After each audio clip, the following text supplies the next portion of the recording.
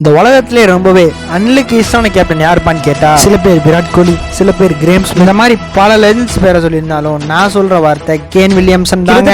எல்லா இன்டர்நேஷனல் ட்ரோஃபீஸ்லயும் செமிஃபைனல்ஸ்க்கு ஃபைனல்ஸ்க்கு வந்து மனம் வந்து போற ஒரு பிளேயர்னா அது இவர் தாங்க. வீட்டுல எல்லாருமே ஸ்போர்ட்ஸ் ஃபீல்ட்ல இருந்தனால இவரும் கிரிக்கெட்ல ஆர்வம் செலுத்த ஆரம்பிக்கிறாருங்க. ஸ்கூல் லெவல்ல இருந்து விளையாட ஆரம்பிச்சு பயங்கரமா ஓவம் பண்ண, அதாவது ஸ்கூல் லெவல் டோர்னமெண்ட்ஸ்ல மட்டும் கிட்டத்தட்ட 30 மேற்பட்ட செஞ்சுரிஸ் வச்சிருக்காருங்க. அப்போ இருந்து ஒரு காமன் கம்போஸ்டா ஒரு ஆங்கர் மேன் இன்னிங்ஸோட தேவன் வந்தா டீம் ஸ்டேபிள் பண்ணி வேற ஃபார்ம் பண்ணனால டொமஸ்டிக்ல இருந்து நேஷனல் செலக்ட் ஆறாருங்க. 2010 ஓடிஐ செலக்ட் ஆகி முதல் 2 மேட்ச் டெக்காக டிரா பண்ணப்பட்டு அடுத்த வருஷமே பங்களாதேஷ் கூட ஒரு செஞ்சுரி அடிக்கிறாருங்க. டெஸ்ட் கிரிக்கெட்ல இந்தியா அகைன்ஸ்டா டெபியூட்ல செஞ்சுரி அடிக்க இவரோட இயர் ஆஃப் எக்ஸலன்ஸ்னா 2014 தாங்க. எல்லாத்துலயும் பிரிச்சு மேய 2015 ஓடிஐ வேர்ல்ட் கப் செலக்ட் ஆகி அங்கேயும் நல்லா பெர்ஃபார்ம் பண்றாருங்க. லண்டன் கேப்டன்சியை டிரா பண்ண இவர் கேப்டன்சியை கீழ எடுத்ததுக்கு அப்புறம் கோல்டன் இயர்ஸ் தாங்க. என்னதான் செமிஸ் வரையும் போய் ஃபைனல்ஸே போயிருந்தாலும் நேரம் சரியில்லைன்னு சொல்லுவாங்கல்ல, அதுதாங்க இவர் நடந்தது எல்லாமே. ஒரு T20 ஃபார்மேட்ல பயங்கரமா இம்பாக்ட் காமிச்சது சன்ரைசர்ஸ் ஹைதராபாத்துக்கு 2012 தாங்க.